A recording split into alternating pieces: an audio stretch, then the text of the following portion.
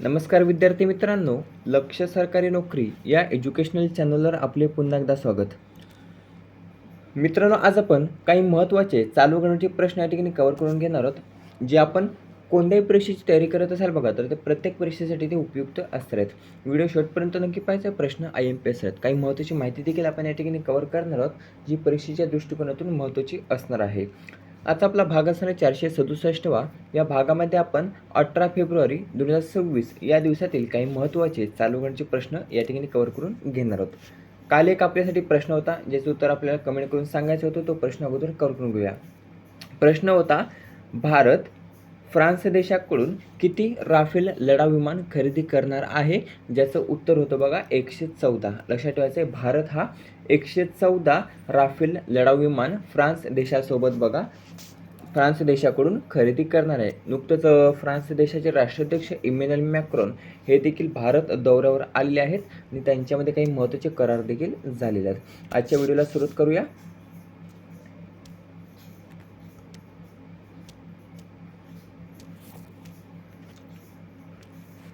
प्रश्न पहिला आहे, क्रॉस बॉर्डर QR पेमेंट करार हा कोणत्या दोन देशादरम्यान झाला आहे? प्रश्न हा देखील महत्त्वाचा आहे, ज्याचं उत्तर असणारे पर्याय क, भारत आणि मलेशिया. भारत आणि मलेशिया या दोन देशादरम्यान क्रॉस बॉर्डर QR पेमेंट करार हा नुकतंच झालेला आहे. करार कोणादरम्यान झालेला आहे? तर UPI आणि विएतनाम QR इंटिग्रेशन. काय? UPI आणि विएतनाम QR इंटिग्रेशन या दोघांमध्ये हा करार झालेला आहे. एक प्रश्न तुमच्यासाठी गेल्या वर्षी हा प्रश्न विचारण्यात आला होता. UPIचं पूर्ण स्वरूप काय आहे? UPIचं ज्याचं उत्तर आपल्याला कमेंट करून सांगायचं आहे. आता हा करार करण्यामागचा उद्देश काय? तर भारत व मलेशिया दरम्यान क्रॉस बॉर्डर QR आधारित व्यापारी पेमेंट सक्षम करणे हा यामागचा उद्देश आहे. दुसरा प्रश्न आहे, जगातील पहिले AI शहर कोठे स्थापन केले जाणार आहे? प्रश्न हा देखील महत्त्वाचा आहे, 100% विचारला जाईल, स्टार मार्क करून ठेवायचा आहे. तर जगातील पहिले AI शहर हे बंगळुरू कर्नाटक. लक्षात ठेवायचं आहे, बंगळुरू कर्नाटक या ठिकाणी जगातील पहिले AI शहर स्थापन केले जाणार आहे. देशातील पहिला AI जिल्हा कोणता? देशातील पहिला AI जिल्हा, तर देशातील पहिला AI जिल्हा आपण जर पाहिलं तर तो बघा सिंधुदुर्ग, जो आपल्या महाराष्ट्रातील आहे बघा सिंधुदुर्ग जिल्हा. तर हा देशातील पहिला AI जिल्हा घोषित करण्यात आलेला आहे. आणि जर आपण पाहिलं तर देशातील पहिले AI शहर कोठे स्थापन केले जाणार आहे? तर बंगळुरू कर्नाटक या ठिकाणी देशातील पहिले AI शहर हे स्थापित केले जाणार आहे. India AI impact summit. काय? तर इंडिया AI इम्पॅक्ट समिट जे आपल्या भारतामध्ये आयोजित करण्यात आलेले आहे बघा.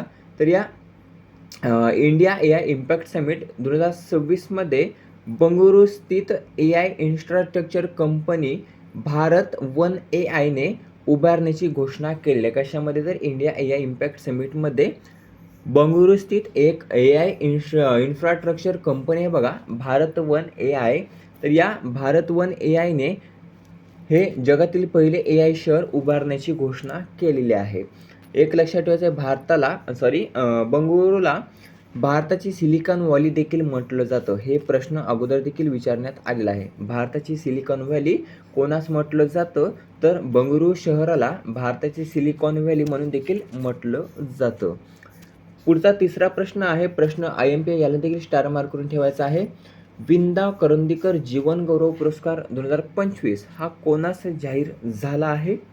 तर विंदा करंदीकर जीवन गौरव पुरस्कार हा पर्याय अ, श्रीनिवास कुलकर्णी. नाव लक्षात ठेवायचं आहे, श्रीनिवास कुलकर्णी यांना विंदा करंदीकर जीवन गौरव पुरस्कार 2025 हा जाहीर झालेला आहे.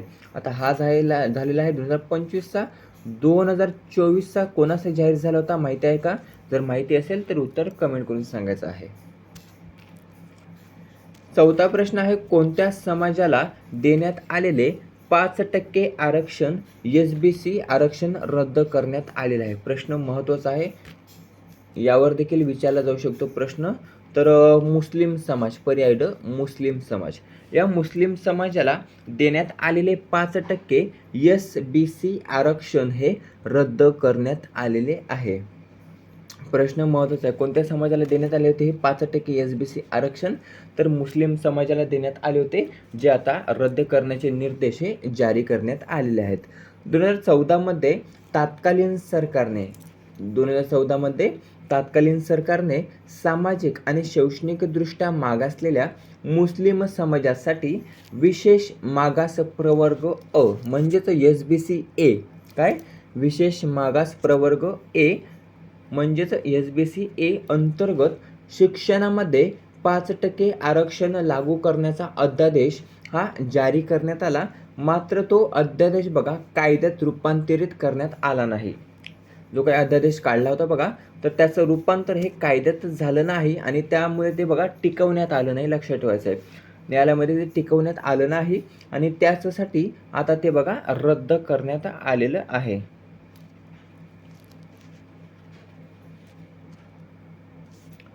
पाचवा प्रश्न आहे, देशातील पहिली AI लिव्हिंग लॅब कोठे सुरू करण्यात आली? तर देशातील पहिली AI लिव्हिंग लॅब ही पर्याय अ मुंबई महाराष्ट्र या ठिकाणी देशातील पहिली AI लिव्हिंग लॅब ही नुकतंच सुरू करण्यात आलेली आहे. आता कोठे विचारलं तर लक्षात ठेवायचं आहे, रतन टाटा महाराष्ट्र कौशल्य विद्यापीठ काय रतन टाटा महाराष्ट्र कौशल्य विद्यापीठाच्या मुख्यालयामध्ये हे देशातील पहिलं AI लिव्हिंग लॅब हे सुरू करण्यात आलेले आहे. उद्घाटन कोणाच्या हस्ते पार पडलं? तर मंगल प्रभात लोढा यांच्या हस्ते याचं उद्घाटन पार पडलेलं आहे. उद्देश काय होता? तर छोट्या मोठ्या उद्योगांच्या रोजच्या समस्या AIने सोडवण्यासाठी आणि विद्यार्थ्यांच्या खऱ्या कामाचा अनुभव देण्यासाठी ही AI लॅब देशातील जी मुंबई या ठिकाणी सुरू करण्यात आलेली आहे. 6वा प्रश्न आहे, प्रजासत्ताक दिन संचलनात देशातील सर्वश्रेष्ठ कॅडेट हा बहुमान कोणी पटकावलेला आहे? प्रश्न महत्त्वाचा आहे, ज्याचं उत्तर आहे पर्याय ड कुमारी तनू भान यांनी प्रजासत्ताक दिनात संचलनामध्ये सर्वश्रेष्ठ कॅडेट हा बहुमान पटकावला असून मोदींच्या हस्ते बघा यांचा सन्मान करण्यात आलेला आहे. प्रश्न हा देखील महत्त्वाचा आहे. नवी दिल्ली येथील प्रजासत्ताक पथसंचलनामध्ये पुण्याची कन्या आहे बघा ही पुण्याची कन्या आहे तनू भान, जी ज्युनियर अंडर ऑफिसर असून प्रजासत्ताक दिन संचलनामध्ये देशातील सर्वश्रेष्ठ कॅडेट हा बहुमान पटकावला आणि या पटकावल्याबद्दल पंतप्रधान नरेंद्र मोदींनी त्यांना सुवर्ण पदक व मानाची केन प्रदान करण्यात आलेली आहे. कशाबद्दल? तर या देशातील सर्वश्रेष्ठ कॅडेट हा बहुमान पटकावल्याबद्दल त्यांना सुवर्ण पदक आणि मानाची केन ही प्रदान करण्यात आलेली आहे. आता कोणाच्या हस्ते करण्यात आली प्रदान? तर नरेंद्र मोदी यांच्या हस्ते. पुढील प्रश्न आहे 7वा, तारिक रहमान यांच्या शपथविधी कार्यक्रमाला भारतातर्फे कोण उपस्थित होते? तर तारिक रहमान यांच्या शपथविधी कार्यक्रमाला भारतातर्फे पर्याय क ओम बिर्ला लोकसभेचे अध्यक्ष आहेत बघा, लोकसभेचे अध्यक्ष. तर या लोकसभेचे अध्यक्ष ओम बिर्ला जे तारिक रहमान यांच्या शपथविधी कार्यक्रमाला भारतातर्फे उपस्थित होते. नाव लक्षात ठेवा, तारिक रहमान हे BNP पक्षाशी संबंधित आहेत. लक्षात ठेवायचं BNP. याबद्दल आपण भरपूर माहिती अगोदर कव्हर केलेली आहे. तीच माहिती आपण टेलिग्रामवर देखील अपलोड केलेली आहे. जास्त माहिती ते आपण घेत बसणार नाही आहोत. ज्याला कोणाला जास्त माहिती हवी असेल टेलिग्रामला जॉईन व्हा, त्या ठिकाणी आपण पाहू शकता. टेलिग्रामची लिंक डिस्क्रिप्शनमध्ये देण्यात आलेली आहे, त्या ठिकाणी तुम्ही ते टेलिग्राम जॉईन करू शकता. मंत्रिमंडळामध्ये 50 पैकी 41 चेहरे हे नवे समाविष्ट करण्यात आले आहेत. मंत्रिमंडळाचा देखील विस्तार करण्यात आला, शपथ घेतली आहेत मंत्र्यांनी. त्या मंत्रिमंडळामध्ये 50 पैकी 41 चेहरे हे नवीन असणार आहेत. एक प्रश्न विचारला जाऊ शकतो, तारिक रहमान बांगलादेशचे कितवे पंतप्रधान आहेत? तर तारिक रहमान बांगलादेशचे 11वे पंतप्रधान असणार आहेत. लक्षात ठेवायचे 11वे. या अगोदर अंतरिम सरकार प्रमुख मोहम्मद युनूस हे बांगलादेशचा पूर्ण जो काही कार्यभार आहे बघा, तर तो स्वीकारला होता त्यांनी. म्हणजेच पंतप्रधान पदाची जागा कोणी घेतली होती? अंतरिम सरकार प्रमुख मोहम्मद युनूस हे त्या ठिकाणी प्रमुख होते बांगलादेशचे. आता त्यांची जागा घेतलेली आहे तारिक रहमान यांनी. कोणी? तारिक रहमान यांनी. बांगलादेशचे अध्यक्ष किंवा राष्ट्राध्यक्ष आपण त्याला म्हणू शकतो. तर बांगलादेशचे अध्यक्ष मोहम्मद शहाबुद्दीन यांनी बघा या तारिक रहमान यांना पंतप्रधान पदाची शपथही दिलेली आहे. शपथविधी सोहळा कोणत्या ठिकाणी पार पडला, तर बांगलादेशची राजधानी ढाका या ठिकाणी शपथविधी सोहळा हा पार पडलेला आहे. कोणत्या पक्षाशी संबंधित आहे तारिक रहमान? BNP पक्षाशी संबंधित आहेत. 8वा प्रश्न आहे, भारत आणि फ्रान्स या दोन देशांदरम्यान एकूण किती करारांवर स्वाक्षऱ्या झालेल्या आहेत? मगाशीच आपण स्टार्टिंगलाच सांगितलं होतं की फ्रान्स देशाचे राष्ट्राध्यक्ष हे आपल्या भारत दौऱ्यावर आलेले, त्यांचं नाव आहे इमॅन्युएल मॅक्रॉन. तर इमॅन्युएल मॅक्रॉन हे भारत दौऱ्यावर आल्यादरम्यान बघा, भारत आणि फ्रान्स या दोन देशांदरम्यान एकूण 21 करार झालेले आहेत. किती? 21 करार झाले असून त्या करारांवर स्वाक्षऱ्या देखील झालेल्या आहेत.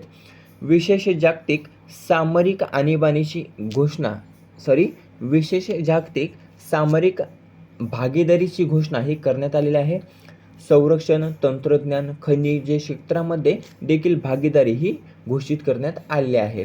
एव्हरेस्टपर्यंत उडणारे हेलिकॉप्टर देखील बनवले जाणार आहे. कर्नाटकील असेंब्ली लाईनचे देखील मुंबईतून याचं उद्घाटन हे करण्यात आलेलं आहे. हे झाले आजचे 8 प्रश्न. आता घेऊया 9वा प्रश्न, ज्याचं उत्तर आपल्याला कमेंट करून सांगायचं आहे. प्रश्न महत्त्वाचा आहे, विचारला जाणार 100%. 4थे विश्व मराठी संमेलन कितवे? 4थे विश्व मराठी संमेलन 2026 कोठे आयोजित केले जाणार आहे? ज्याचं उत्तर आपल्याला कमेंट करून सांगायचं आहे. 3रे कोठे केले होते? Fergusson College Pune. पुण्यातील फर्ग्युसन कॉलेज या ठिकाणी बघा 3रं विश्व मराठी संमेलन 2025 हे आयोजित करण्यात आलं होतं. आता 4थं कोठे केले जाणार आहे? उत्तर कमेंट करून सांगायचं आहे. आता पटकन घेऊया रिव्हिजन. पहिला प्रश्न, क्रॉस बॉर्डर QR पेमेंट करार कोणत्या दोन देशांदरम्यान झाला?